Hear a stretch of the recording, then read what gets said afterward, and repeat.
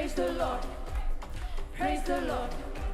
Let everything that has breath praise the Lord. Praise the Lord. I praise in the valley. I praise on the mountain. I praise when I'm sure. I praise when I'm doubting.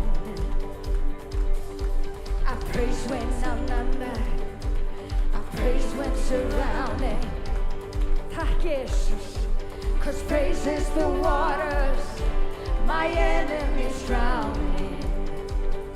Sing it saman. As long as I'm breathing, I've got a reason to praise the Lord. Oh my soul. Praise the Lord. Oh my soul. Velkomin að samkomu. Gaman að sjá hver hér í dag. Við ætlum að lofa Guð í dag. Má ég heyra amen? Við ætlum að gefa honum dýrðina og verðdagsins er Ef einhver í Kristi hann orðinn nýr maður, hið liðna var að engu, nýtt orðið til. Síðra Korinthubréf. Þetta algjörlega orð Guðs. Ef einhver í Kristi hann orðinn nýr maður. Halleluja. Hver nýr maður hér í dag má ég sjá? Halleluja. Við ætlum að lofa hann í dag, við ætlum að gefa honum dýrðina. Halleluja. Takk Jesus. Heilagur drottinn. I praise when I feel it. I praise when I don't. I praise 'cause I know you're still in control. My praise is a weapon. It's more than I sound. My praise is the shout that brings Jericho down. As long as I'm breathing, I've got a reason to praise the Lord. Oh my soul. Praise the Lord. Oh my soul. I won't be quiet. How could I keep it inside? Praise the Lord, oh my soul. Hallelujah, clap this saman.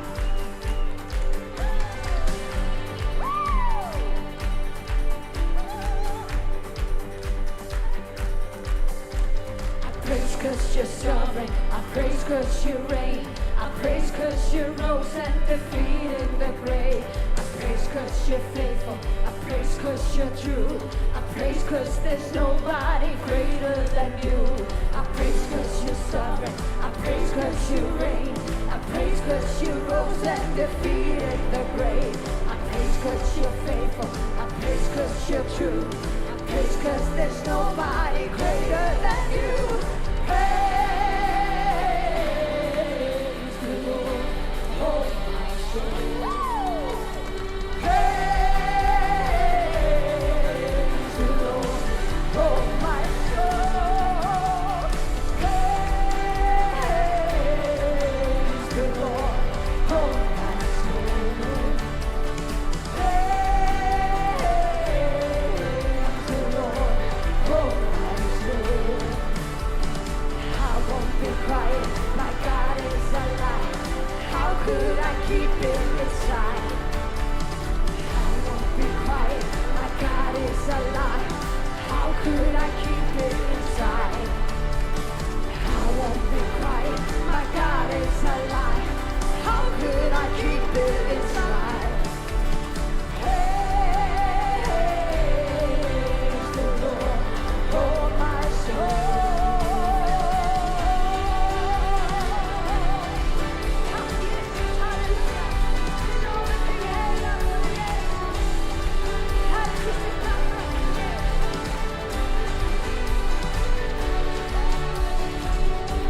Let everything that has breath praise the Lord.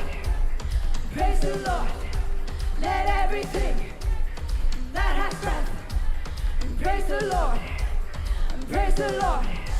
Let everything that has breath praise the Lord, praise the Lord. Let everything that has breath praise the Lord, praise the Lord. Halleluja! Vi lover við drottin, halleluja. Heilagur Guð, við lyftum nafnið þínu.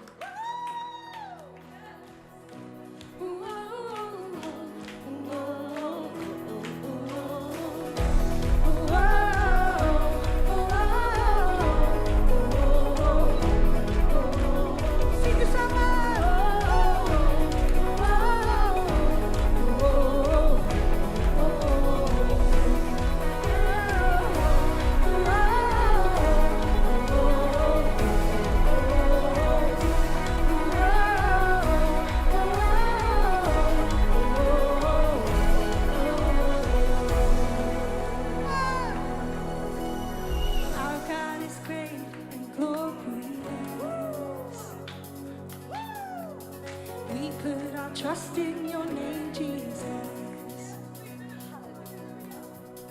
Able to save and deliver us. We put our hope in your name, Jesus. Blessing and honor, glory and power unto our God forever and ever. All of the honor, all of the praise is yours. Yours forever.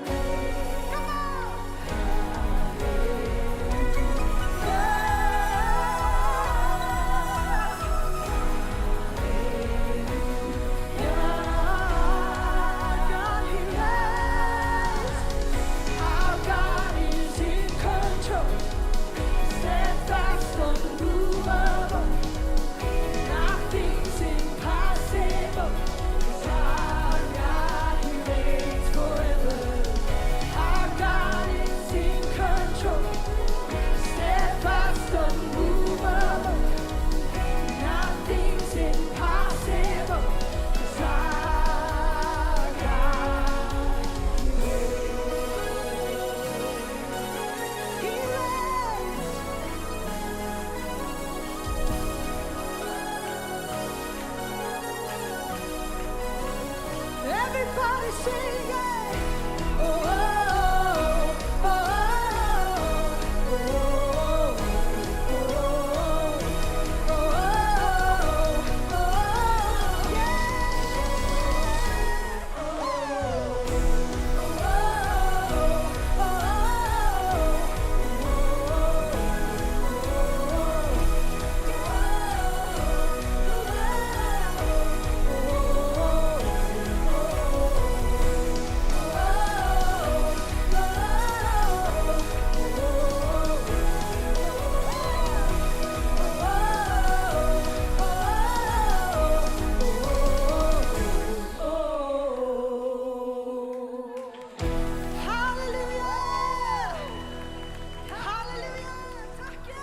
Halleluja, þvílíkur Guð sem við eigum, halleluja. Mæir, amen. Þvílíkur Guð sem við eigum. Heilagur drottinn Jesús.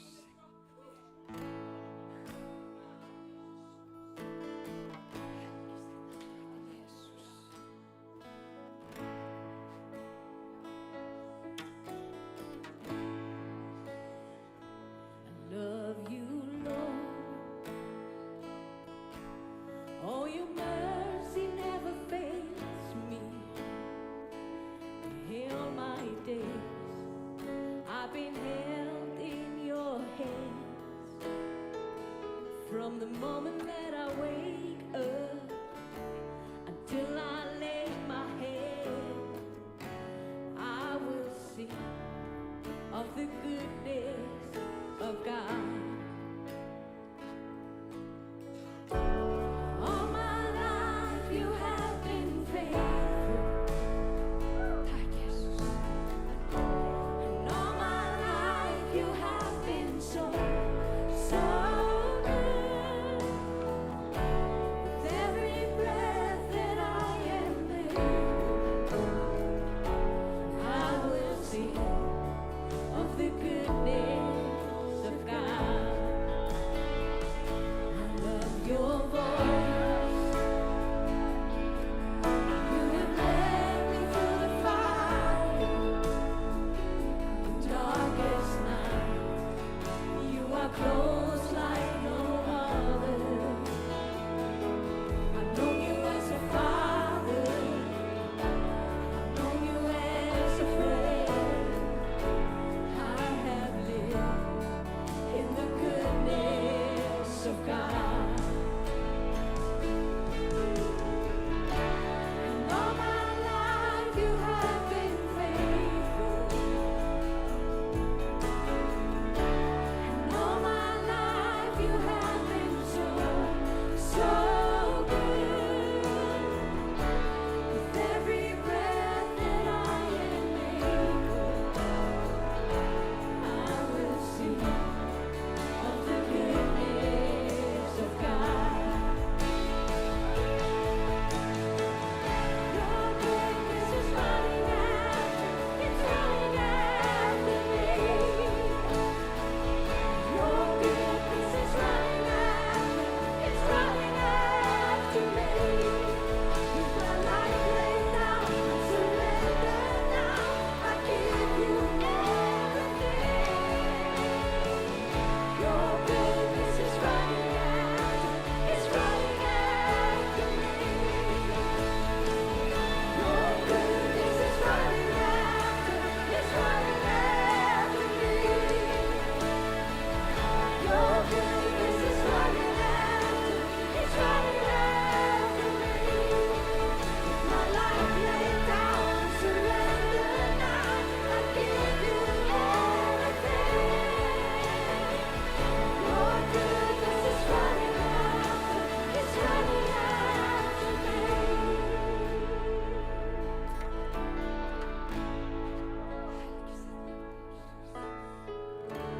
And all my life you have been faithful. And all my life you have been so, so good. With every breath that I am able, I will sing of the goodness of God.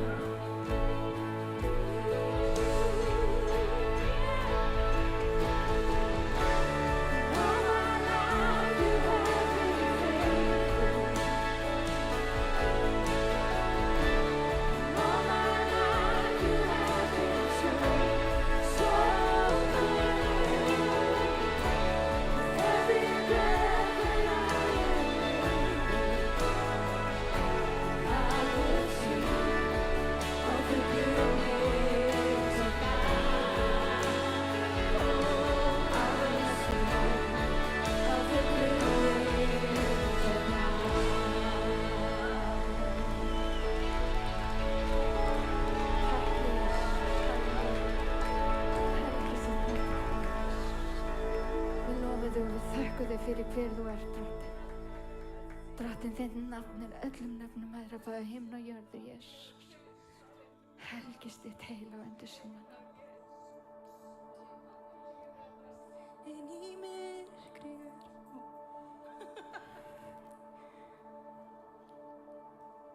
Takk, Jesús. Við viljum að byrja þetta lag aftur. Við vorum í vitlausu lagi. Takk, Jesús. Byrjum þetta aftur.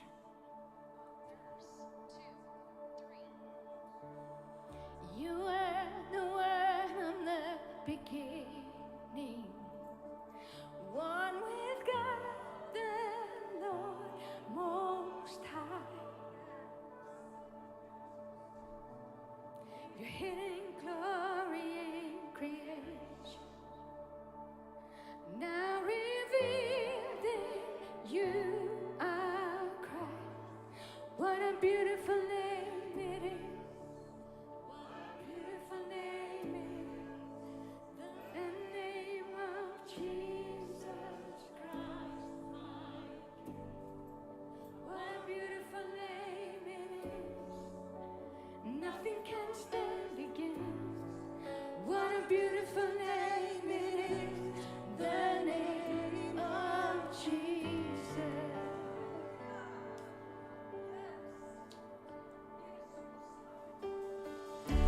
You didn't want heaven without us.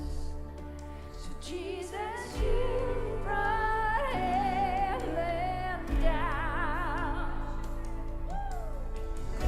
My sin was great, your love was greater. What could separate us now? What a wonderful name it is. What a wonderful name it is. The name of Jesus Christ, my King. What a wonderful name it is. Nothing can stand against. What a wonderful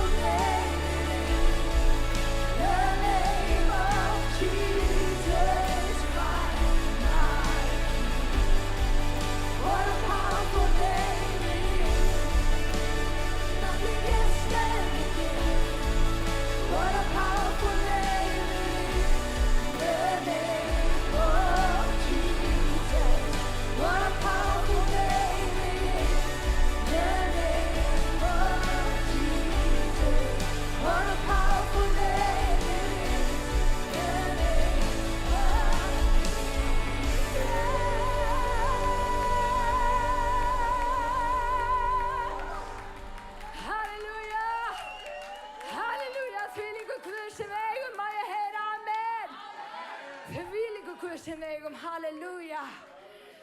Takk, Jesus. Halleluja. Halleluja. Jesus alveg magnaður. Halleluja. Vá, nærvera Guðs, kraftur Guðs. Halleluja. Halleluja. Amen, Jesus. Gott að sjá okkur öll. Velkomin að samkomu í Smárakirkju. Velkomin inn í Leysta Lóðgerð. Til Drottins. Amen. Við ætlum að taka samskot núna. Og þeir sem að þekki ekki til, þá erum við með posa hérna frammi. Það kemur reikningsnúmerið bara á skjáinn og svo ganga samskiptabaukarnir á milli sætanna. Þannig ég ætla að biðja Östu, Drottinn Jesú, ég bara þakka fyrir það að þú lifir í dag. Ég þakka fyrir frelsisvertið, ég þakka fyrir blóðseguna á Golgata, Drottinn. Ég þakka fyrir heilan anda sem er gefinn í okkar líf og opinberun í orðinu, Drottinn. Og við bara blessum þitt nafn í dag og við blessum alla hérna inni og þá sem eru að horfa á netinu, Drottinn Guð. Í Jesú nafni, amen. Halleluja. Meðan þeir eru að láta baukarna ganga og þið finnir ykkur bara frálsir að standa upp eða þið viljið gefa í posann. Þá er ég meina tilkynningu á miðvikudaginn kemur, þá verður bæn og kennsla í orði Guðs. Og ég er svona sé þetta, ég er með ákveðnar hugmyndir, ég finn að ég á eitthvað svona þjóninn í lífi ykkar líka. Þannig að þetta verður svona kannski öðruvísi heldur en hefur verið. Þannig að bara komið spennt og eftirvæntingarfull. Ég veit að Drottinn ætlar að mæta á einhvern sérstaklega. Hann var bara að gefa mér hugmyndir í lofgjörðinni. Halleluja. Amen. Og ég heyrði anda Guð segja, ég er tilbúin að, já, er þið tilbúin að meðtaka meira frá mér? Er þið tilbúin að meðtaka meira frá mér? Halleluja. Og þegar hann segir meðtekið í dag, er þið reiðubúin til þess að fara út með það? Er þið reiðubúin til að gefa það af ykkur? Þannig að stöndu núna upp í lofgjörðina og bara meðtökum frá Guði það sem hann vil gefa okkur í dag. Ég veit hann að gefa okkur eitthvað sérstakt í gegnum andan og fyrir orðið í dag. Og við erum reiðubúin að meðtaka til þess að fara út með það. Gefa það frá okkur. Ef þú fær opinberun í orðið Guðs, þá átt að deila því með ykkurum. Halleluja. Sama, veist, hvernig það er. Bara deila því með öðrum. Þá kemur meira. Halleluja. Amen. Gjör svo vel. Já. Gjör svo vel. Bara stöndum upp og byrjum í lokjur. Vá. Halleluja. Amen. Svo fá bara að heyra góða predninguna eftir lokjurina. Stöndum upp aftur og förum inn í lokjurina. Halleluja.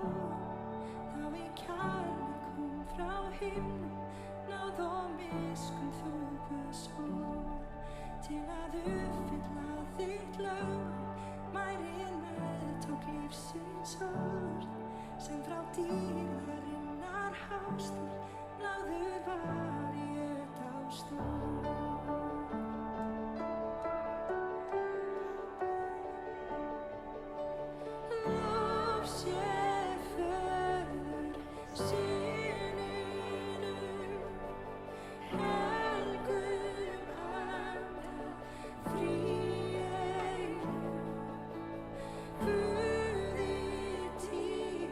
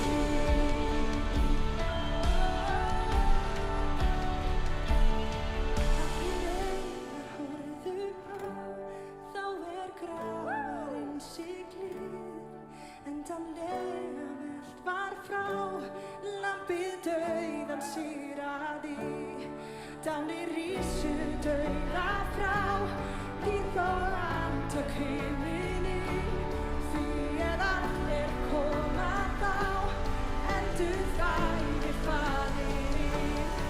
Og þá kirkjan risvar til, fyrir kraft og andans verk, sannleikanum gefin skil, alltaf sönn, alltaf sterk.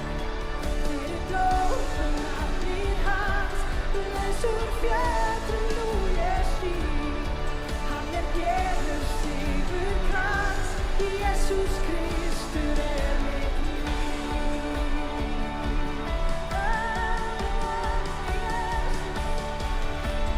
Ljós gefur sigurinn,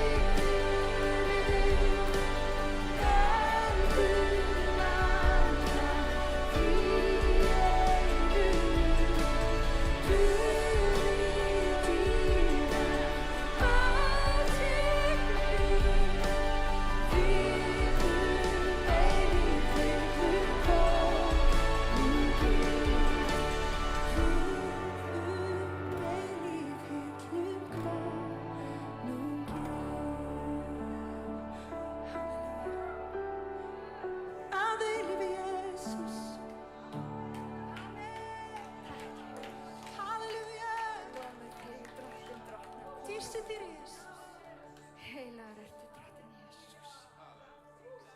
Þú ert verðugur drottinn. Helgist þetta ljós.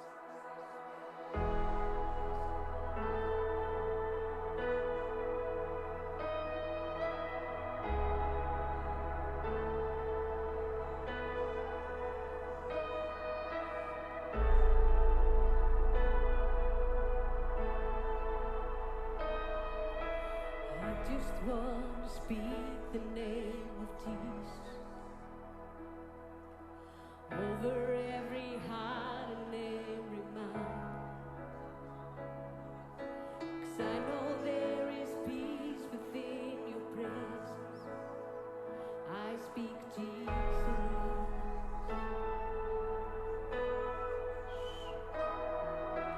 I just wanna speak the name of Jesus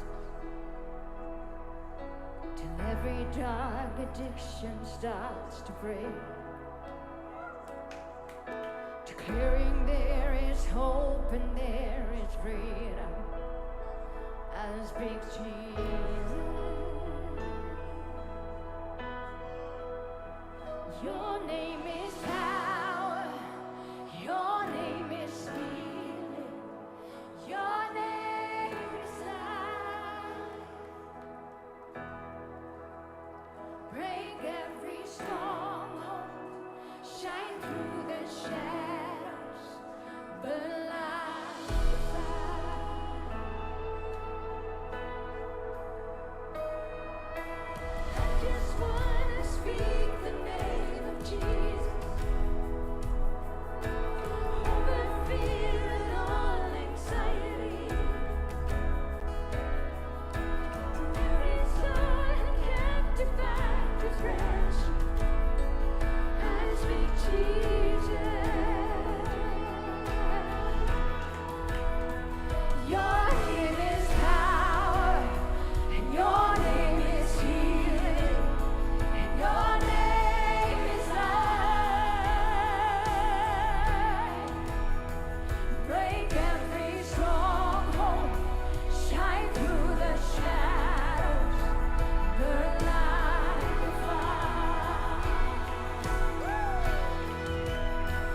Your name is power, and your name is healing, and your name is life. Break every stronghold, shine through the shadows, burn like fire.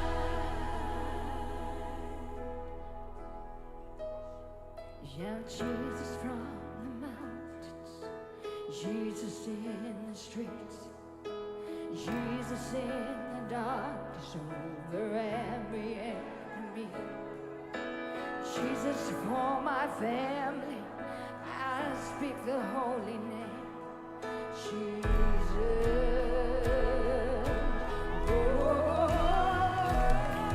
Shout Jesus from the mountains, Jesus in the streets, Jesus in the darkness over every enemy, Jesus for my family, I speak the holy name, Jesus.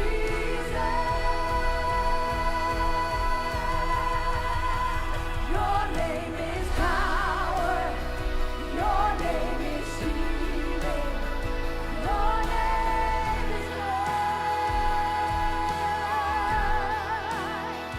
Break every stronghold, shine through the shadows, burn like fire. Your name is power, your name is healing, your name is light. Break every stronghold, shine through the shadows, burn like fire.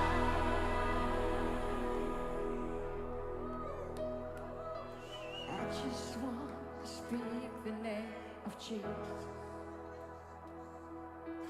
over every heart and every mind. 'Cause I know there is peace within your presence. I speak Jesus.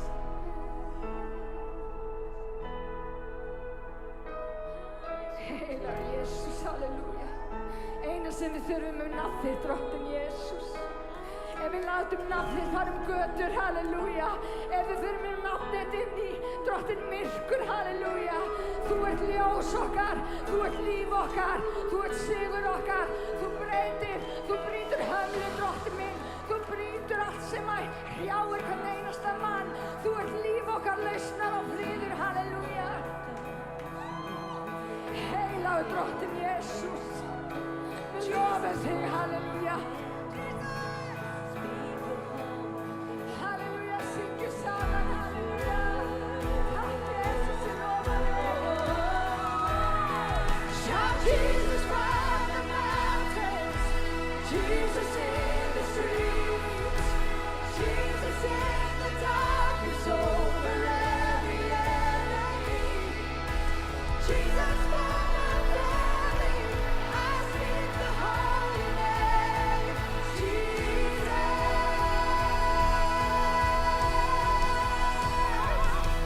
Shout Jesus from the mountains, Jesus in the streets, Jesus in the darkness over every enemy, Jesus for my family, I speak the holy name, Jesus.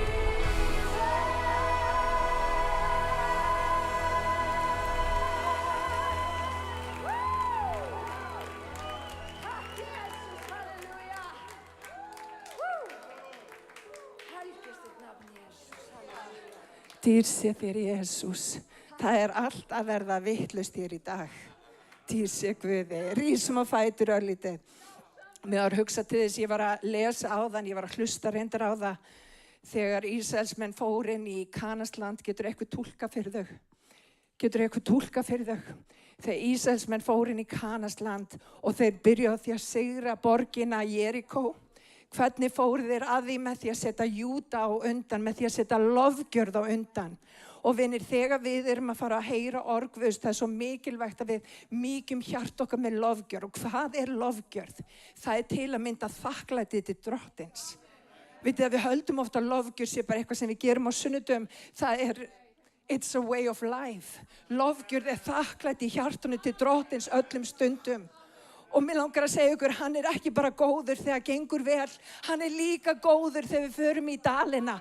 Hann er liljan ljúf í dalnum.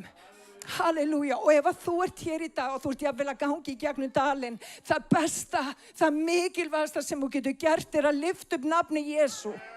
Halleluja, og við ætlum að vera kirkja sem að læra að lyfta upp nafni Jesú, alveg sama hvað. Það skiptir engu máli hvort það sé gott veður úti eða ekki. Hann á dýrðina skilið alltaf. Halleluja, og ef að þú vilt að múrarnir falli í þínu lífi, þá setur þú Júda á undan. Þú lyftur upp nafni Jesú og þú gefur honum dýrðina og ég skal lofa þér því að múrarnir falla í lífi þínu. Halleluja, halleluja. Þannig að við ætlum að vera kirkja sem að læra að lofa Guð í öllum kringumstæðum vinir. Ekki bara þegar við erum með gæsahúð á samkomum, heldur á morgun þegar jafnvel að við upplifum eins og múrarnir sé að klessa á okkur. Hvað gerum við þá? Þá þökkum við Drottinn fyrir trúfesti hans. Við þökkum honum fyrir að jafnvel þótt við sjáum ekki sigurinn, þá eigum við sigurinn. Má ég heyra amen? Halleluja, og við förum að læra að lyfta upp nafni Jesú í gegnum alla hluti. Má ég heyra amen? Halleluja, af hverju út af því að við erum svo góð? Nei, það út af því að hann trúfastur. Og vinir, hann búinn að gera sáttmála við okkur og við sjálfan sig. Og við kannski bregðumst, en Drottinn bregst aldrei. Hann stendur við sitt. Og hann yndislegur. Rísum á fætur, við ætlum að biðja, rísum á fætur, lyftum upp höndum og þökkum Jesú. Drottinn, ég bara þakka þér fyrir trúfesti þína náð og miskun. Ég þakka þér fyrir það, Drottinn minn, að þú ert sannarlega sá sem að þú segist vera. Drottinn, ég þakka þér fyrir það, Drottinn minn, að þú kemur aldrei á seint. Drottinn, ég þakka þér fyrir kirkju þína. Ég bið Drottinn að vernda landið okkar frá öllu illu, Drottinn minn. Ég bið að blessa og blessa enn frekar og bæja allri ógæfu frá. Og Drottinn, ég bið Jesús að verðveita okkur. Ég bið Drottinn minn að taka skýluna frá augu okkar, að við mættum líta þig, Drottinn.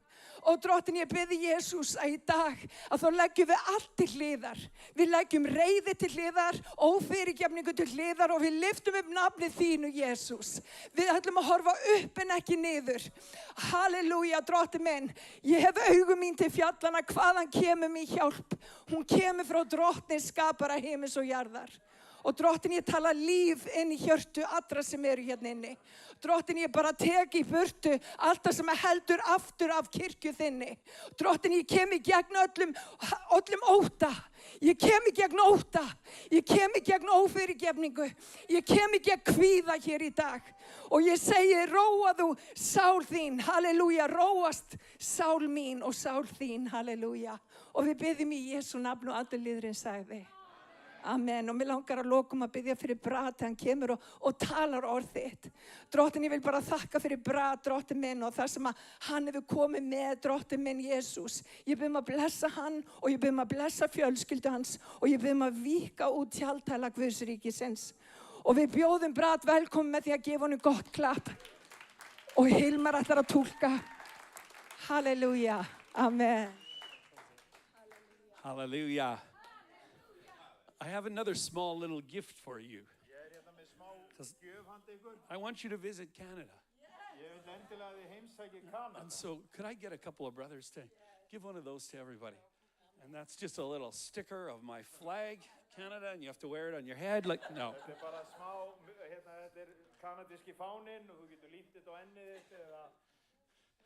While they're handing that out, let me tell you a story. Evangelists always have stories. Trúboðar, þeir hafa alltaf svo margar sögur. I was doing an evangelism outreach in the Philippines on a basketball court. Það var trúboði á Filippseyjum á körfuboltavelli. And I just think of this tonight when I come in this room because it made me think of this old rock and roll song. Og ég var bara að hugsa þetta þegar ég labbaði hérna inn og ég var að hugsa þetta gamalt rocklag. Forgive me if that hurts any of your feelings in church. Ég biðst afsökunar ef það særir tilfinningar ykkar hér í kirkjunni. But this Filipino band was playing this song that's by the rock band Creed. En þessi filippíska hljómsveit, þeir voru að spila lag eftir rockhljómsveitina Creed. And the song was, Can you take me higher Og to the place where blind man sees? Geturðu farið með hærra það sem blindir sjá, textinn í laginu. And they were reaching like unreached people. Og þeir voru að bara fara og boða til hinna týndu. And I believe God wants to take some people higher in this place today. Og ég trúi því að Guð vilji fara með fólk hærra hér í kvöld. I think I was telling Ali about this. Ég held ég að vera að deila þessu með alla. Because this singer in this band did something I will never forget. Já, aðalsöngvari hljómsveitarinn, hann gerði nokkuð sem ég gleymi aldrei. He had a big crowd of young people in a higher stage than this. Og það var fullt af ungu fólki og sviðið var mun hærra heldur en þetta. And he had a really big guy that was his bass player. Og hann var svona stóra vexti bassaleikarin. And so the bass player was sitting here. Bassaleikarin situr svona á sviðinu. And then he had a monitor right behind the bass player. Og það var svona hátalari akkurat fyrir aftan hann. And this little Filipino singer, he's singing, "Can you take me higher?" Og þessi filippíski söngvari, hann að syngja þetta, geturðu farið með hærra. And he went as far back as he could. Og hann fór eins aftalega og hann gat. He took a big run. Og hann tók tilhlaup. He stepped on that monitor. Og steig ofan á hátalaran. He stepped on the shoulder of his bass player. Og á öxlinn á bassaleikaranum. And he launched himself into the Og crowd. hann bara kastaði sér inn í mannþuguna. He looked like he was like one of those triple jump. Þetta var eins og þrefalt heljastökk. I still remember seeing his legs just cycling in the air. Og ég man ennþá eftir myndina sjá, bara hann var eins og fætur hans voru hjólandi í lausu lofti. The crowd went absolutely crazy. Og mannfjöldin þeir alveg trilltust.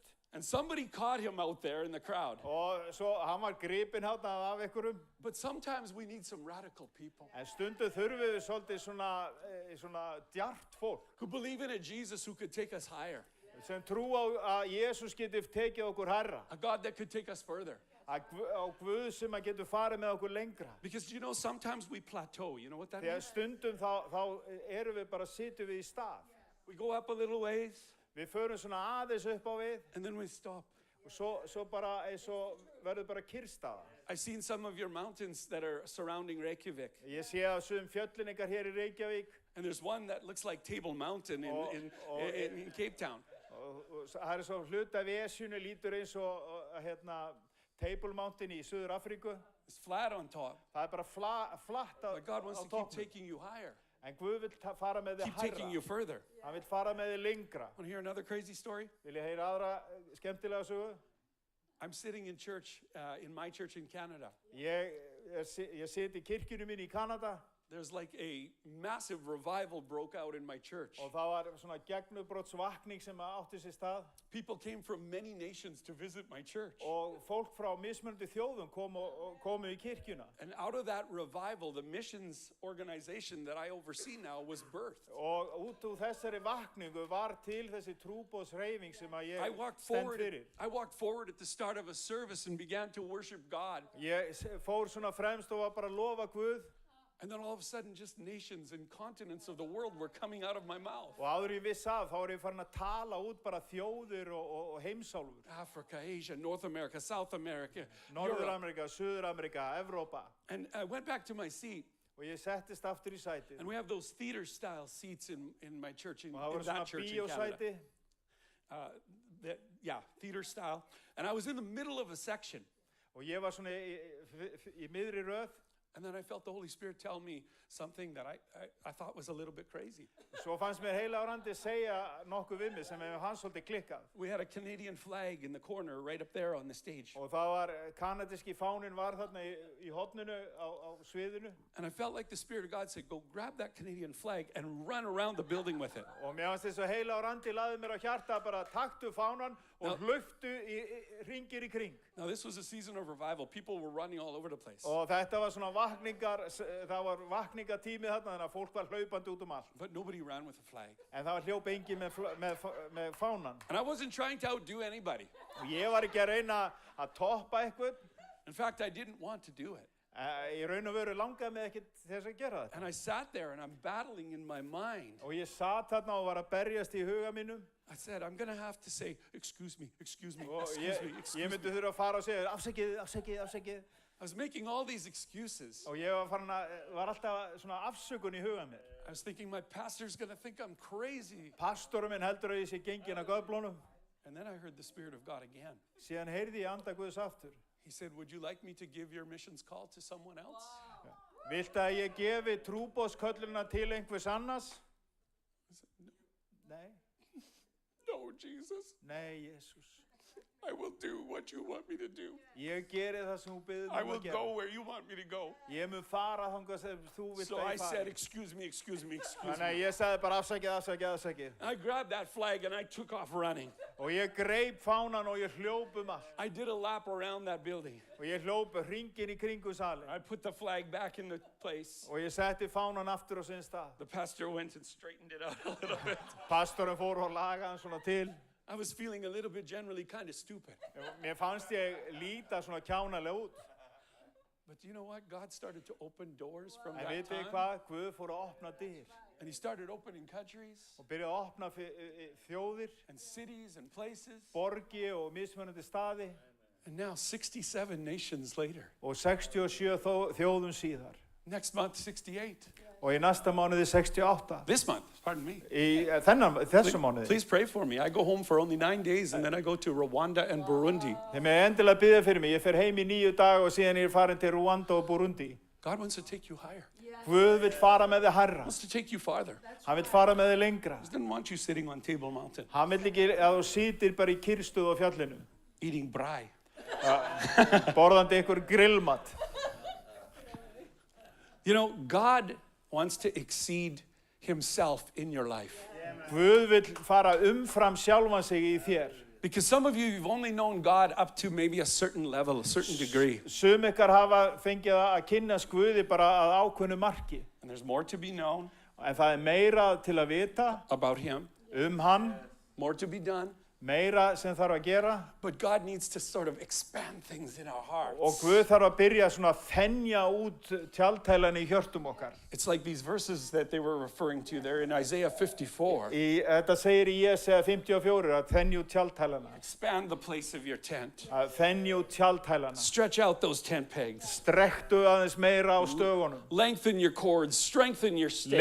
Lengdu í stæginu. Can I give you a little Bible lesson? Get ég gefið ykkur smá biblíukenslu? You know, God exceeds himself. Guð, hann fer umfram sjálfan sig. He's the God who exceeds himself. Hann Guð sem fer umfram sjálfan sig. He is an unlimited God. Hann ótakmarkaður Guð. In your first book of Moses, Í fyrstu Mósebók, you have the story of Abraham is being asked to sacrifice his promised child. og það Isaac. sagan að Abraham beðinn að fórna syni sínum. He's told to go to a place called Moriah Hann beðinn að fara upp á fjallið Moria and sacrifice his only son, og fórna sínum eigin syni. the child of promise. Fyrirheitni sonurinn. He's just about to do it, Hann við það að framkvæma þetta, but there's a lamb caught in the thicket. en þá finnst hrútur fastur í runnanum. And God provided a lamb, Og Guð, hann sá fyrir með lambi. a lamb for a man. Það var lamb fyrir mann. But then in the second book of Moses, Og í annari Mósebók, God exceeds himself. þá fer Guð fram úr sjálfum sér. Because in the second book of Moses, you have the story of the Passover. Í annari Mósebók, þar kemur fram sagan páskana. And the people of Israel were instructed to put blood on the doorposts of their house. Og Ísraels menn, þeir fengu fyrirmælum að dreipa blóði á dýrastafina. And every family is instructed to do this. Og hver fjölskylda fekk þessa skipun. And then when that death angel came, it would just pass over. Þegar engill dauðans kom, þá fór hann bara fram hjá þessum dýrum með blóðuna á. And it's still a lamb for a man, Og þetta fjallar ennþá lamb fyrir mann. because it's that firstborn son that's spared. Því að það fyrsti frumburðurinn honum hlíft. That's you, Gunnar. Það þú, Gunnar. The firstborn son. Fyrsti frumburðurinn. But it really was almost like a lamb for a family. En það var eins og lamb fyrir fjölskyldu. So God exceeded himself. Þannig að Guð fór langt fram úr sjálfum sér. And then in the third book of Moses, Og í þriðju Mósebók. I only have 63 more after this. Og síðan erum við 63 dæmi eftir þetta. No, I don't. In the third book of Moses, you have the law. Þá kemur lögmálið. You have the high priest. Það Það eru æðstu prestarnir. He would sacrifice a lamb, Hann fórnaði lambi, and then he would go into the Holy of Holies. þegar fór hann inn í hið allra helgasta. He'd go into that place that man can't enter without a sacrifice. Og hann fór inn á þennan stað sem manninum óheimilt að fara án fórnar. And he would go in as high priest representing his nation. Og hann fór sem staðgengill fyrir þjóð sína sem æðsti prestur. So first book of Moses, lamb for a man. Fyrstu Mósebók þá það lamb fyrir mann. Second book of Moses, lamb for a family. Öðnari Mósebók þá það lamb fyrir fjölskyldu. Third book of Moses, lamb for a nation. Og þá það í þriðju Mósebók það lamb And then you fyrir come to þjóð. the New Testament. Og svo komum við í Nýja testamenti. And there's this guy named John the Baptist. Og þá þessi náungi Jóhannes He's skírari. baptizing people in the Jordan River. Hann að skýra fólki í ánni Jórdan. He sees Jesus coming along. Hann sér Jesús koma. He says, behold the Lamb of God Hann segir, sjá, who takes lambið away the sins of the world. sem tekur burt syndir heimsins. So forget the lamb for a man, Þannig að gleymið hugmyndir the lamb for a family, lamb fyrir mann the og lamb for a fjölskyldu. nation. Eða lamb fyrir Because our þjóð. Jesus is a lamb for the whole world. Hann að taka syndir heimsins. And our God has the ability to exceed himself. Og Guð hefur þennan eiginleika að fara langt fram úr sjálfum sér. And maybe where you've only thought that, oh, I could only do this much. Þú hugsa kannski, ég get bara gert svona mikið. Your God says, I'd like you to do this much. En ég vil að þú gerir svona mikið. And you think, I could only climb this high. Ég get bara klifið svo hátt. God says, no, I'd like you to climb this high. Nei, Guð segir, ég vil að þú klifir svona hátt. And then you need to start singing, can you take me higher? Og síðan byrjar að syngja, getur þú tekið mig hærra? That's good. And he can. Og hann getur það. And he does. Og hann framkvæmir það. So can you believe for bigger things? Þannig að getur þú trúa fyrir stærri og meiri hlutum? It's good. I'm done preaching now. Nú ég búinn að predika. That was just the introduction. Þetta var bara inngangurinn. Because let me take you a different direction though. Ég ætla að fara með ykkur aðeins í aðra átt. That really was just the introduction. Þetta var bara inngangurinn í raun. Can I give you the secret to evangelism? Geti deilt með ykkur leyndarmálinu varðandi trúboð. It shouldn't be a secret. Það ætti ekki að vera leyndamál. It's really the secret to a lot of things. Þetta í raun og veru leyndamál fyrir marga hluti. It's not what you'd think. Það ekki það sem þú hugsar. Some might think that, oh, for me to reach souls like an evangelist, I have to be a big mouth, loud preacher. Fyrir mig til þess að vera trúboði, þá þarf ég að vera svona hávær trúboði. But it's actually the opposite of this. Það eiginlega akkurat omvendt. We impact others the best when we allow God to impact us. Við náum bestum árangri þegar við leyfum öðrum að hafa áhrif á okkur. And God calls us into a personal relationship with Þegar Him. Guð kallar okkur í náið samfélag við hann. I'm not talking just about praying a sinner's prayer. Ég ekki bara að tala að fara með frelsisbæn. I'm talking about a deep, personal, everyday Ég relationship að tala with Jesus daglegt Christ. djúpt samfélag. And when we allow God to touch our hearts deeply, Þegar við leyfum Guð að snerta hjört okkur á djúpan hátt, He enables us to be able to touch the world deeply. þá gerur hann okkur kleift að snerta heiminn mjög djúpt. My passion is personal evangelism. Ástríða mín fjallar persónulegt trúboð. And I want to return the personal to personal evangelism. Og mér langar að koma þessu persónulega aftur inn í persónulegt trúboð. Because sometimes we can do things and we can be very impersonal. Stundum gerum við hluti og við erum ekki svo góðvilju við menn. We had a young man come into one of our street outreaches. Og það var ungu maður sem kom í eitt af götutrúboðum okkar. He was addicted to something called fentanyl. Og hann var orðinn háður fentanól. He came into, it was winter in Canada, it's cold. Og þetta var vetratími í Kanada, var mjög kalt. And so we have an outreach where we feed people hot dogs, give them coffee. Og við vorum með trúboða sem voru að gefa fólk pulsur og kaffi. So he came in and he was spending too much time in the bathroom. Og hann kemur inn og við tökum eftir því að hann allt og lengi inn á baðherberginu. He smelled terrible. Hann var illa lyktandi. Someone had stabbed him in the kidneys. Hafði eitthvað stungið hann í nýrað. And so he would pee his pants. Þannig að hann bara meig á sig. 30 minutes after he left our washroom, it still smelled like urine. Hálftíma eftir að hann fór á klósettinu þá lyktaði, var bara hlandlykt. And we were asking him, it's time for you to go. It's time for us to close the church for the night. Og við vorum að segja við hann, þú verður að fara núna, við erum að fara að loka. He didn't want to go. Hann vildi ekki fara. He's washing his face. Hann að reyna að hann þvær sér í andlitinu. He was washing his socks in the sink. Og var að þvo sokkana sína í vaskinum. And I had 2 of my leaders that were in there trying to get him to go. Og það voru 2 af leiðtogum mínu sem voru að reyna að koma honum út. He had a place to stay for the night. Hann hafði nætustað. And so they started to argue a little bit. Og þeir voru eitthvað að rífast þarna. And so I went into the bathroom to de-escalate the situation. Þannig að ég fór inn á baðherbergið til þess að svona aðeins að reyna að tempra hlutina. And he's yelling at the other 2 men. Og hann farin að öskra á þessa 2 hinna. And he had a long piece of hair in front of his face. Og hann var með svona langan hárlokk, lafði svona fyrir andlitið. And I'll never forget this. He flipped his hair back. Og ég gleymi þess aldrei þegar hann kastaði höfðunum svona aftur. He pointed straight at me. Þá benti hann beint á He mig. says, I know this man. Ég þekki þennan mann. He said, I'm Brendan, Ég Brandon, which is the name of my son. sem sonur minn. And when he said these words, I just had the air like taken out of my lungs. Og það var eins og ég misti bara andan við þetta. I remember it was just like, Og það var svona, because I did know this man. að því að ég þekkti þennan mann. And I helped him when he got free of a gang. Ég hjálpa honum þegar hann losnaði úr svona klíku. He was a part of a street gang. Hann tilheyrði svona götugengi. That in order for him to leave, they branded him.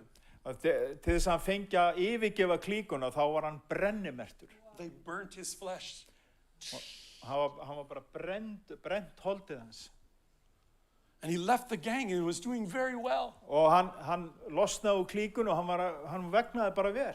But then when he got stabbed, En þegar hann var stunginn, he wanted painkillers and then he got addicted to fentanyl. og þá þurfti hann að fá verkjalyf og hann varð háður fentanyl. And so when I saw him, he flipped his hair and I saw his face and he said his name. Og þegar ég sá andlitið eftir að hann kastaði höfðunu svona aftur og hann sagði nafnið sitt, I almost couldn't recognize him. hann var eiginlega óþekkjanlegur. And I'm like, Brendan, Brendan, it's you. þetta þú. What are you on? Á hver ertu eiginlega? He said, fentanyl. Hann sagði fentanyl. Why do I share his story here? Akkur ég að deila sögunni hans hér? Because it's meaningful to me, Af því að þetta hefur einhverja þýðingu fyrir mig. personal to me. Þetta persónuleg saga fyrir mig. Do you have someone out in the world that their issues are personal to you? Þekkið ykkur þarna út í heimi sem að þeirra mál eða líf persónulegt fyrir þér? Jesus had people like that. Jesús hafði svona fólk í kringu sig. When he came into the city of Lazarus, Þegar hann kom inn í borg Lasarusar, the Bible just says, Jesus wept. það segir Biblían, Jesús grét. Why did he weep? Af hverju grét hann? Because he cared. Af því að hann hafði væntumþykju. And if we're impersonal with all the non-Christians we meet, we'll never reach them. Ef við erum ópersónuleg við þína týndu, þá munum við aldrei ná til þeirra. But let me take you on a little journey in the Word of God. En leyfum mér að fara með ykkur í smá ferðalag í orði Guðs.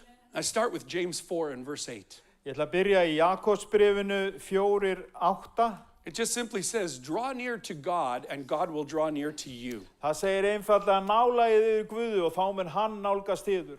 Come close to God and God will come close to you. Ef að þú nálgast Guð, þá kemur hann nálægt þér. Could you imagine what it'd be like if you're sitting in a restaurant Getur ímyndaði hvernig það væri og þú situr hérna á veitingastað and you're so full of God og þú ert svo fylltur af Guði because you drew near to Him? af því að þú drósti nær honum, You came close to Him þú nálgaðist honum and then He kept His promise and came close to you. og hann hélt við loforðið og nálgaðist þig And like you're spilling over, you're overflowing with God. og það alveg vellur út úr þér. Do you know there have been stories of revivalists? Það hefur verið sögur sagður trúboða. Where's my sister, the revivalist? Hvar systir mín? Oh, there she is. And so, yeah, there's been stories where revivalists are so full of God that they just walk past someone and they fall out of their chair and they get saved. Og það hefur verið sögur af svona trúboðum sem að nærvera Guðs er svo sterk að fólk bara dettur úr stólnum þegar hann labbaði framhjá. Draw near to God and God will draw near to you. Dragðu þig nær Guði og hann mun draga sig nær þér. Now, there's lots of different levels of intimacy with God. Það eru mismunandi stig sem fjalla hvernig við nálgumst eða eigum náin samskipti við Guð. He calls us into intimacy. Hann kallar okkur til náin samfélags. He calls us into a close relationship with him. Hann kallar okkur til þess að vera náin honum. You know, you could have people who are strangers to God. Og það til fólk sem varla þekkja Guð. They don't know him. They don't know anything about him. Þekkja hann ekkert, veit ekkert hann. And then here in Iceland, I'm sure you have some people who are enemies of God. Og ég það eins og hér á Íslandi, það eru til óvinir Guðs. They maybe don't want anything to do with God or the things of God. Vilja ekkert með Guð hafa. And then there are people who are kind of like outsiders. Og síðan eru fólk sem eru bara svona utangarsmenn. They don't necessarily hate God, but they don't love him either. Þau kannski hata ekki Guð en vilja ekkert með hann hafa. And then maybe you might have some that are like casual acquaintance. Sumir eru svona fjarlægir kunningjar. Like a Facebook friend. Það eins og svona Facebook-vinur. Forgive me, those of you who are now my new Facebook friends.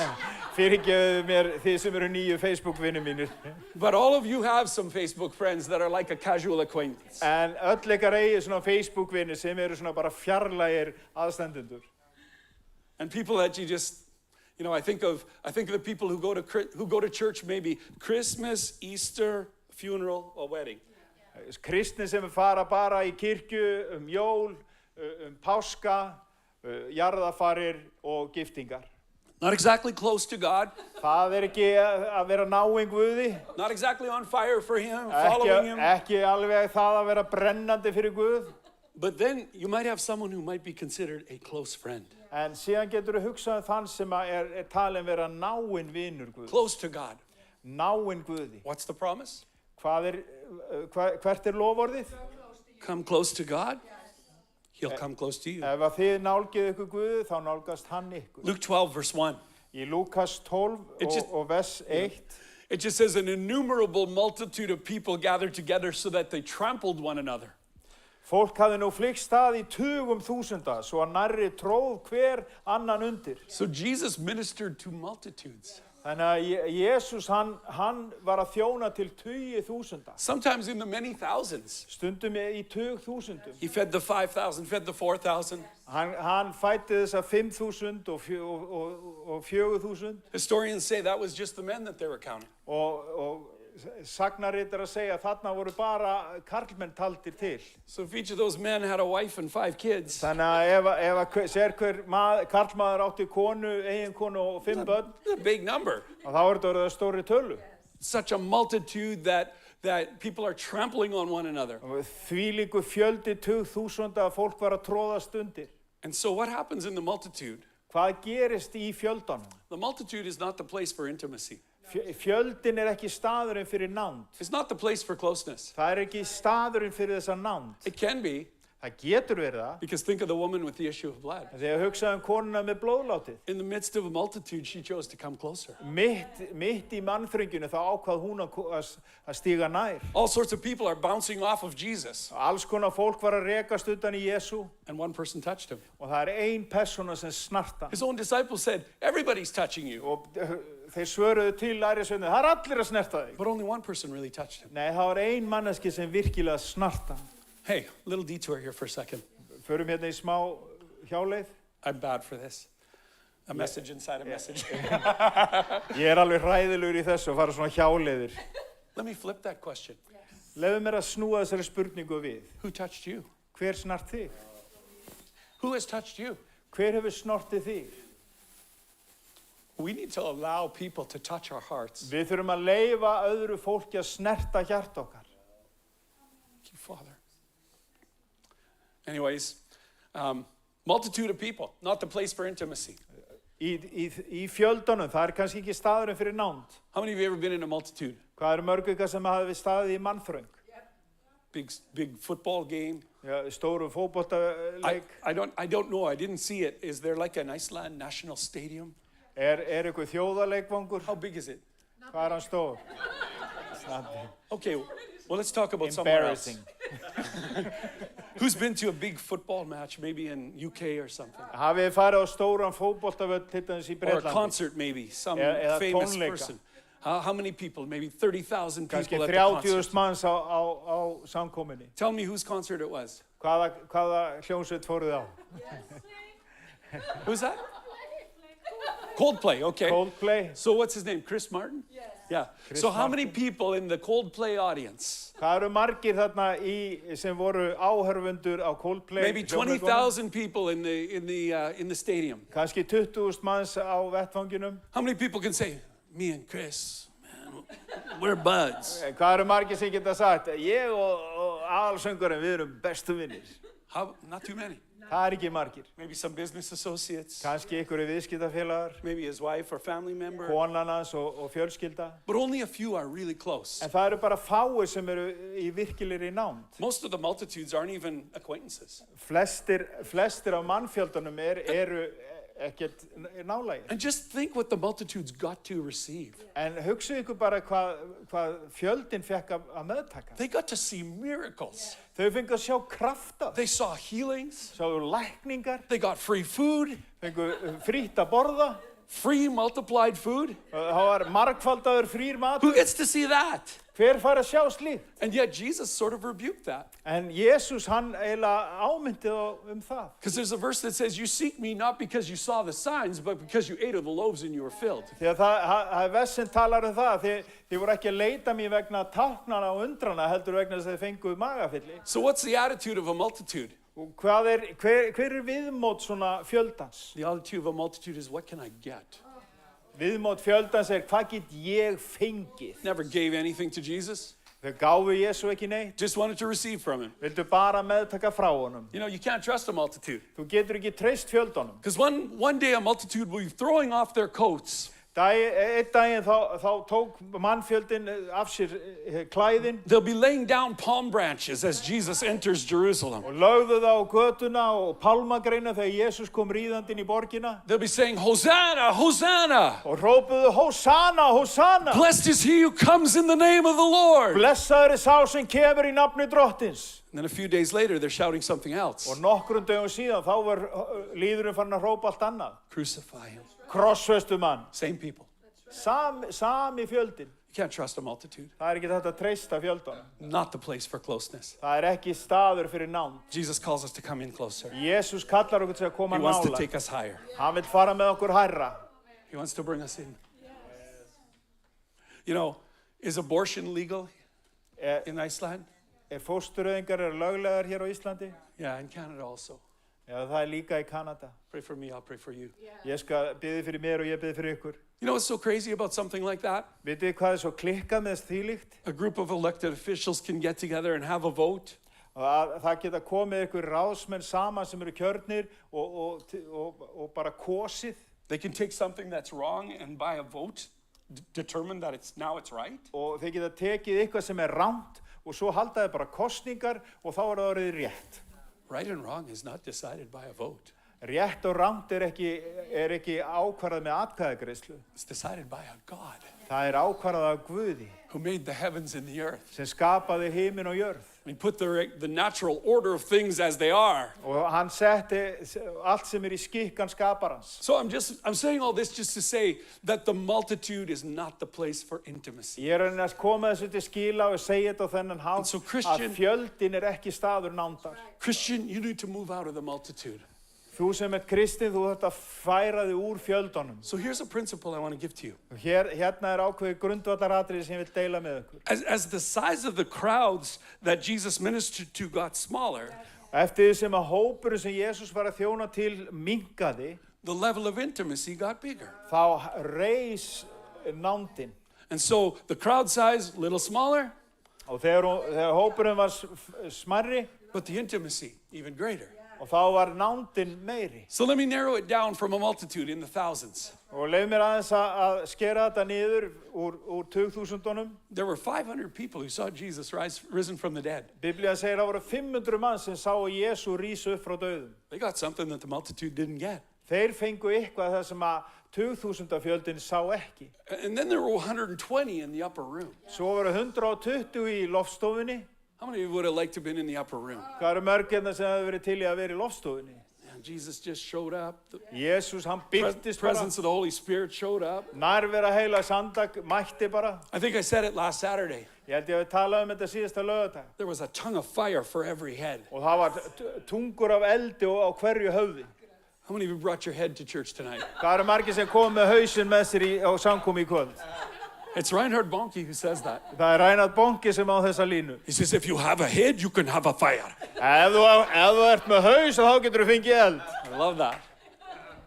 So 120, they got to experience something that the 500 never got to experience. Þannig að þessir 120 upplifðu eitthvað sem þessi 500 upplifðu ekki. Way more closeness to God than the multitude. Miklu meiri nánd heldur en mannfjöldin. The Bible gives us this number of 70. Og Biblían segir okkur þessa tölu 70. There were 70 people that were sent out. Það voru 70 sem að Jesús sendi út. They were told to go heal the sick and cast out devils. Þeim var sagt að lækna þennan sjúk og reka út í landa. And they came back to Jesus, they were so revved up. Og þegar komu til Jesú þá voru þeir svo alveg út úr They pumpaðir. said, Jesus, even the demons are subject to us in your name. Jesús, jafnvel djöflarnir eru undirrokaðir okkur. They got to see something that the 120 didn't get to see. Og þeir fengu að sjá eitthvað sem þessi Or the 120. 500 or the multitudes. Eða 500 og 2000. But then let's narrow it down even more. There's these 12 guys. Og ef við skerum þetta aðeins meira niður, þá voru allt í þessi Handpicked 12. by Jesus. Voru handmertir af Jesú. He chose every one of these guys. Hann valdi einn og sérhvert. Some of them laid down their jobs. Sumir lögðu niður störf sín. They spent 3.5 years walking around with Jesus. Eittu 3,5 ári að flækjast með Jesú. Every one of those 12 got to know Jesus in a much more deeply personal way. Sérhver þessara 12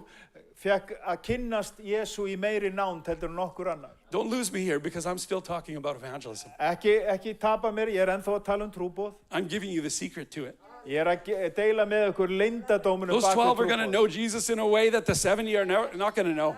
Og þeir munu þekkja miklu betur heldur en þessi They're 70. going to be so much closer than the 120 or the 500. Og þeir eru miklu nær heldur en þessir 120 eða 500. So let's narrow it down even a little more. Og við skulum skera þetta aðeins meira niður. Because inside the 12, there's 3. Þegar innan þessara 12 og þá eru 3. Who are these 3 that get mentioned more than any of the others? Hver eru þessi 3 sem eru oftast nefndir oftar en aðrir? Peter, James, and John. James? We call it Jacob. You call it Jacob here? Okay. Pétur, Jakob og Jóhannes. So these 3, Þessi 3, they're closer than anybody else. þeir eru meiri nánd við Jesú heldur en nokkur And annar. these 3 got to see a whole bunch of things that the other 9 didn't get Og to see. þeir fengu að sjá miklu meiri hluti heldur en nokkur aðrir fengu að sjá. I've heard it said this way before, that Jesus chose the 12, but the 3 chose to be the 3. Jesús valdi þessa 12, en þessi 3 völdu að vera þessi 3. When Jesus goes up on the Mount of Transfiguration, Þegar hann fer upp á ummyndunarfjallið, it's just these 3 that are with him. þá eru bara þessi 3 sem eru með honum. You know, when he raised a little girl from the dead, Mark chapter 5, Þegar hann reisti stúlkun upp frá dauðum í Markus 5. kapla, just these 3 got to see that. þá eru bara þessi 3 sem fengu að bera það augum. You know, when Jesus was brought into the Garden of Gethsemane, most difficult time of his whole life, earthly life, Á erfiðasta tíma lífsins, í garðinum í Getsemane, he chooses 3 guys to be with him. þá eru 3 gaurar hérna með honum. Peter, James, and John. Pétur, Jakob og Jóhannes. Come in closer. Voru að færa sig í meiri nám. Draw near to God. Dragðu þið nær Guði God will draw near to you. og Guð mun dragast nær þér. What did they have that set them apart? Hvað hafðu þeir til að bera sem aðskildi þá frá öðrum? Something every one of you can have. Nokkuð sem að sérhvert og eitt ykkar hefur. A simple desire to be close to Jesus Christ. Einföld þrá að vera nálægt Jesú Kristi. And it's not a competition. Og þetta ekki keppni. I don't have to elbow him out of the way so I can get close to Hann Jesus. þarf ekki að ryðja mér úr vegi til þess að hann geti komið snær I can go Jesú. close and he can go close right beside me. Og ég get verið alveg við hlið honum. Because Jesus welcomes us. Þegar Jesús býður okkur velkomin. There's one that's even closer out of those 3. Það eitt sem jafnvel enn nánari af þessum 3.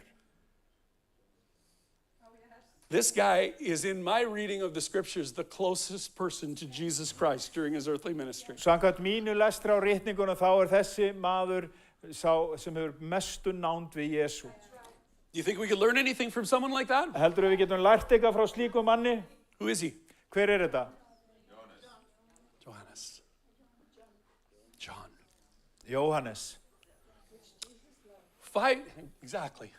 5 times in his gospel, 5 sinnum í Guðspjallinu hans. He doesn't even refer to himself by name, Hann kallar sig ekki sjálfan eftir nafni. but he uses the term the disciple whom Jesus loved. Hann segir bara lærisveinninn sem Jesús He elskaði. got so close to Jesus. Hann var svo nálægur Jesú. He got so close to the one who is the author of love Nándin var svo mikil við þann sem höfundur kærleikans. that it was like that love of God swallowed up his identity. Og það var eins og kærleikur Guðs bara svalg And upp if you were auðkenni to hans. ask him, who are you? Ef þú myndir spyrja hann, hver ertu? I'm not John. Ég ekki I'm Jóhannes. the disciple whom Jesus loved. Ég lærisveinninn sem Jesús elskar. Come close to God, Nálgastu Guð. and God will come close to you. Og Guð mun nálgast þig. And you know, you see it in so many places in the Þú Gospels. sér þetta á svo mörgum stöðum í Guðspjöllunum. I don't usually like to over-spiritualize things, Mér langar ekkert að gera hlutina ofur andlega, but at the Last Supper, en við síðustu kvöldmáltíðina, they would kind of lean on the floor like this. að þá Who put the water there? heltu þið svona niður. I need a refill. I won't do that again. But it says there was leaning on Jesus' breast one of his disciples. Og þá, Who Jesus það loved. segir þessi frásögninni, þá hallaði sér að brjósti Jesú, einn af lærisveinunum. And Jesus had just mentioned, one of you is going to deny me. Og Jesús var nýbúinn að segja, það er einn ykkar sem afneita mér. So before I did that stupid thing, Og áður en ég gerði þetta heimsku tól, here's John leaning. og hérna er Jóhannes, hann hallaði sér að brjósti Jesú. It says his head is on the breast of Jesus. Og höfuð hans, það lá við brjóst Jesú. Why is he so close? Af hverju er hann svo nálægur? Because he wanted to be. Af því hann langaði að vera það. Some of those slackers, they came in half hour late. Og sumir þessi sem kom alltof og seint. Oh, forgive me. I didn't mean to step on your toes. Fyrir ekki þau, ég ætlaði ekki að stíga tærnar á ykkur.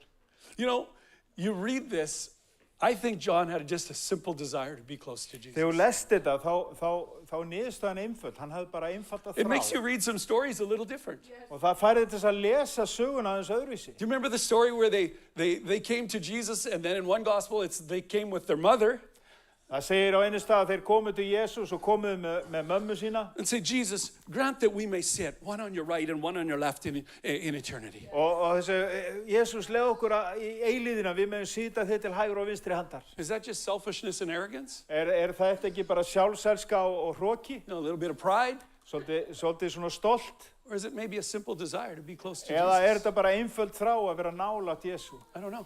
Ég veit það ekki. When you get close to God, Þegar þú nálgast Guð, when you taste and see that the Lord is good, þegar þú færð að bragða á hversu góður Guð er, nothing else will satisfy. þá ekkert annað sem að svalar eins og það. I ate the best lamb I've ever eaten in my life Ég borðaði besta lamb sem ég nokkuð tíma smakka á lífinu. from Master Chef Ali. Frá meistarakoknum alla. But I'm sorry, Ali, taste and see that the Lord is good. En mér fyrirgefðu Ali, ef þú smakkar hversu Guð er góður, The Lamb of God is greater than the Lamb of Ali. þá lamb Guðs betra heldur en lambið sem Ali grillaði. You know, John had the closest relationship with Jesus Christ. Jóhannes átti nánustu samskiptin við Jesú. And it impacted him. Og það hefði áhrif á hann. And it caused him to do things that went farther than any of the other 12. Og það fekk hann til þess að gera hluti og fara lengra heldur en hinni You know, 12. the Bible says that when Jesus was taken from the Garden of Gethsemane, Og Biblían segir frá því þegar Jesús var tekinn úr Getsemani garðinum. the Bible says all of the disciples scattered. Þá segir Biblían frá því að allir lærisveinarnir flúðu á hólmi. It says they'll smite the shepherd and the sheep will be scattered. Biblían segir að þú slærið hirðinu þá tvístrast lömbin. And then there's almost no mention of where any of the 12 are during Jesus' crucifixion. Og það er engin frásaga það hvar þeir eru við krossfestingu Jesú. They disappeared, Þeir hurfu bara, almost all of them. nánast allir. You read about Peter's denial. Við lesum að Pétur afneitaði Jesú. You read about Judas's betrayal. Við lesum hvernig Júdas sveik Jesú. There's a verse in Luke 23 that says his acquaintances stood at a distance. Það segir að hans nánustu stóðu í fjarska. Coming closer. Komdu nær. Don't just be an acquaintance. Ekki vera bara náskild. Don't just be a Facebook friend. Ekki vera bara Facebook-vinur closer. Guðs. Komdu And these nær. guys were close. Þessi menn voru nánir. But then when Jesus is going through trouble, En þegar Jesús að fara gegnum erfileika, we're just acquaintances. nei, við erum bara svona kunningjar. There's one exception. Það ein undantekning. Only John came closer. Aðeins Jóhannes stóð nær. Only John came closer. Aðeins Jóhannes stóð nær. How many of you remember that movie, The Passion of the Christ? Hvað eru mörg eitthvað sem að muni eftir bíómyndinni Passion of Christ? And Mel Gibson interpreted one scene so powerfully Og Mel Gibson, hann túlkaði eina senuna svo kröftulega. that when Jesus is hanging on the cross, Að þegar Jesús hangir á krossinum a Roman soldier comes up and pokes a spear into the side of Jesus. og rómverskur hermaður stingur spjóti í síðu Jesú. And the Bible says blood and water flowed. Og Biblían segir frá því að blóð og vatn flóðu út. And in that movie, there's one guy standing at the foot of the cross. Og það einn náungi í bíómyndir sem stendur við fótinn á krossinum. He's literally being baptized by the blood and the water coming out of the heart of Jesus. Og það nánast þess að hann sé bara skýrður í blóð og vatni sem kemur úr síðu Jesú. Only John came closer. Aðeins Jóhannes kom. Everybody nálægt. else feared for their lives. Allir aðrir óttust líf sitt og flýðu. And John came closer. En Jóhannes, hann stér nær. Draw near to God and God will draw near to you. Nálgastu Guð og hann mun nálgast þig. Here's a good verse to turn to. Hér gott vest þess að fletta upp á. John 19, verse 26. Jóhannes 19:26. When Jesus therefore saw his mother and the disciple whom Jesus loved standing by, he said to his mother, "Woman, behold your son." Þegar Jesús sá móður sína standa þar og lærisveinin sem hann elskaði, segir hann við móður sína, kona, nú hann sonur þinn. So Jesus is hanging on the cross. Jesús þarna hangandi á krossinum. Only John and his mother are there. Aðeins Jóhannes og móður hans standa þarna við. I think also Mary Magdalene. Og María Magdalena líka. And he says, "Woman, behold your son." Og hann segir, kona, hér sonur þinn. He's not talking about himself. Hann ekki að tala sjálfan sig. He's not hanging on a cross saying, "Look at the trouble I got myself into." Hann hangir ekki á krossinum. Sjáu hvað vandræði ég hef komið mér í. No, when he says, "Woman, behold your son," he's talking about John. Nei, hann að tala Jóhannes þegar hann segir, kona, sjá son þinn. How close can you get to Jesus? Hversu nálægt getur þú komið Jesú? This is what Jesus is saying. Þetta það sem Jesús að segja. Because not only does he say, "Woman, behold your son," Hann segir ekki bara að segja, kona, sjá son þinn. he says this to John. He says, "Son, behold your mother." Hann segir við Jóhannes, sjáðu móður þína. In other words, he's about to leave this earth. Með öðrum orðum, hann við það að víkja hér af jörðinni. And he puts John in the place of taking care of his mother in his own family. Og hann setur Jóhannes í sjálfsins stað til að sjá móður hans og fjölskyldu. So how close can you get to Jesus? Svo hversu nálægt getur þú komist Jesú? You get so close to Jesus that you become him. Þú getur orðið svo nálægt Jesú að þú getur orðið hann. He was replaced. Hann var settur í stað. It was like he's saying, "John, take my place in my family. Það var eins og hann segði, Jóhannes, taktu minn stað í fjölskyldunni. In my family, you're now me. Í fjölskyldu minni núna þá ert þú ég. You're now my mother's son." Núna ert þú sonur móður minnar. Mother, she's now your mother. Núna hún mamma þín. Why do I say this? Af hverju segi ég þetta? And I don't say this in a crazy, blasphemous, weird way. Ég ekki að reyna að segja þetta á eitthvað kjánalegan og vittlusan hátt. But I say this in an evangelism way. En ég að tala þetta á trúboðshátt. Because the world is waiting for some people who would go out and be Jesus to the Þegar world. það eru fólk út í heimi sem að bíða eftir að það sé fólk sem að verði eins og Jesú. And I'm not talking about such a way that we want people to start bowing down to us and kissing our feet and singing worship songs to Við us. erum ekki að tala að fólk byrja að hneiga sig og bukta fyrir okkur og kissa fætur okkar. No, I'm not starting a weird Nei. cult or something. Við erum ekki að byrja eitthvað villutrú. I'm talking about getting close to Jesus. Við erum að tala að nálgast Jesú.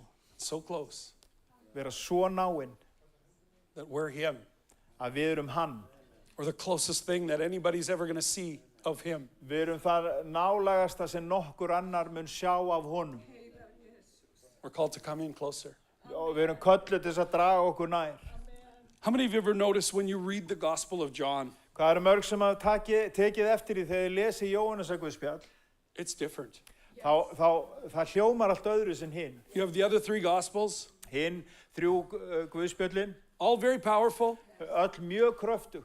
but John's takes you a little bit higher, a little bit closer. En Jóhannes eins og hann fer með það hærra og í meiri nánd. And here's the principle of the whole lesson, the whole message. Og hér grundvallaratriði fyrir sannleikurinn fyrir öllum boðskapnum. The one who comes the closest to God will be the one who goes the farthest with God. Sá sem fer næst Guði, hann sá sem fer lengst með Guði. You want to go places with God? Viltu fara víða með Guði? Come in closer. Þá skuldu draga þig nær. Come in closer. Dragðu þig nær. Close to Him, Nálægt honum, He'll send you.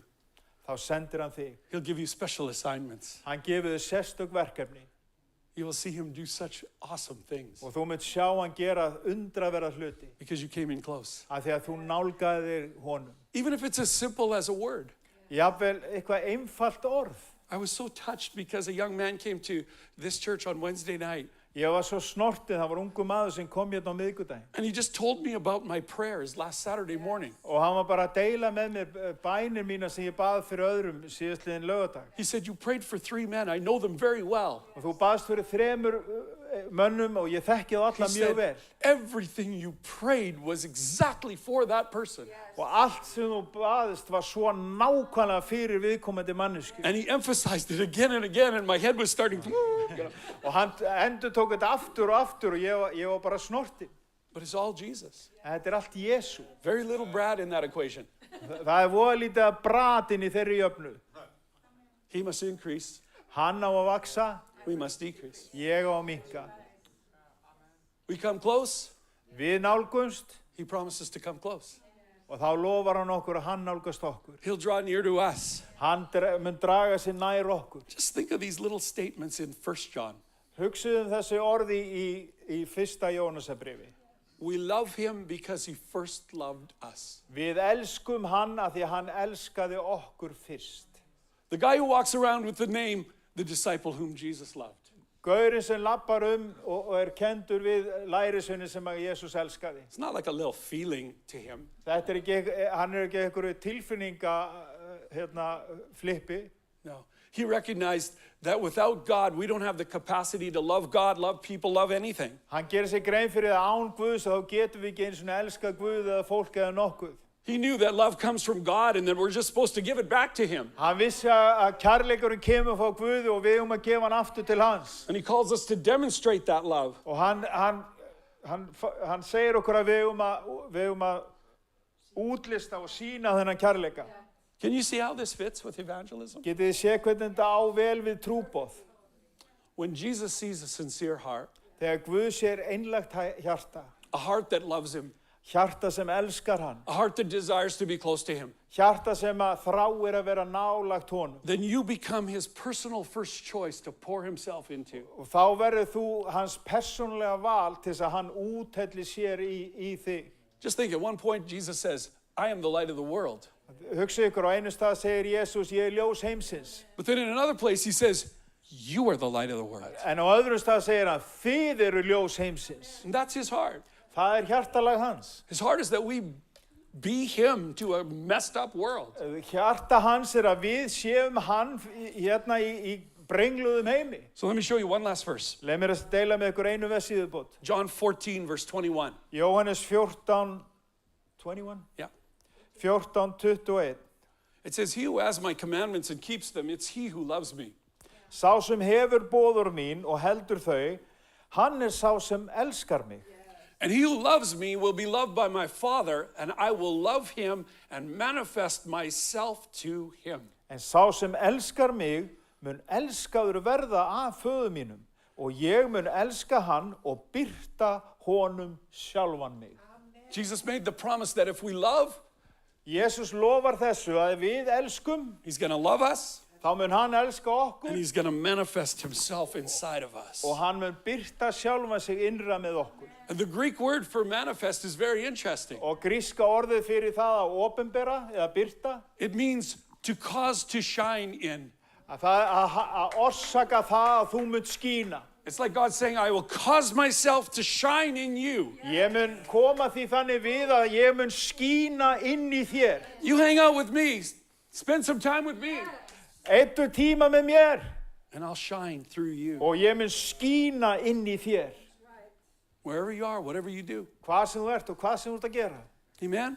Amen. I started out all on fire, but now it's all quiet.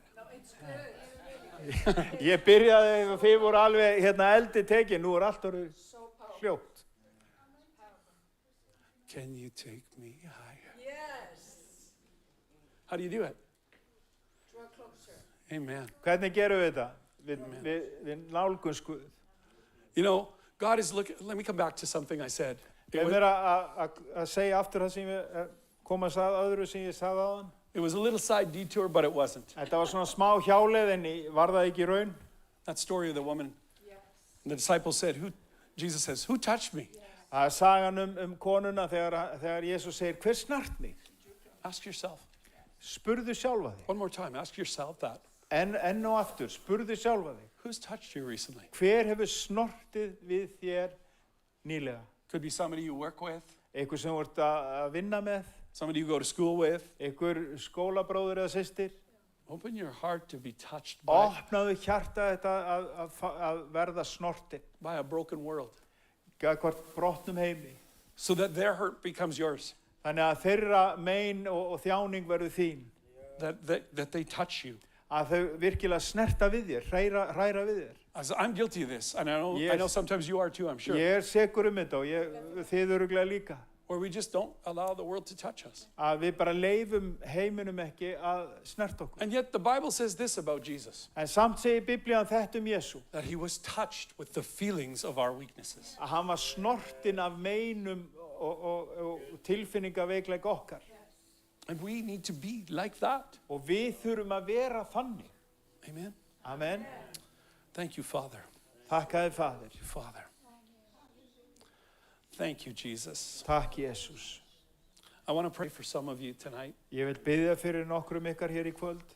But I think, is it okay if we have a worship song playing just maybe a little quietly, or and maybe some music, piano or whatever, maybe someone sing a little bit, and some people just come up here and just give yourself, make a little altar where you say, God, I just want to be close to you. Ef við höfum smá lofgjörð og fólk getur bara komið hérna og þú sér fyrir þig bara eins og þú ert að nálgast altari og segir, Would you be Jesú, willing to do Guð, that? ég vil bara vera nærri þér.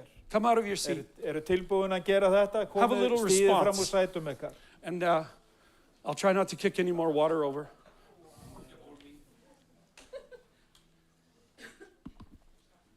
Can we have a musician? Is there one? Eitthvað sem að spilar á gítar eða eitthvað? Well, that's better than one. Let's go. And so if we could just sing or worship, fill up the whole front here. Come and fill Komið bara á myndi röð hérna. And I'm not looking for this for myself.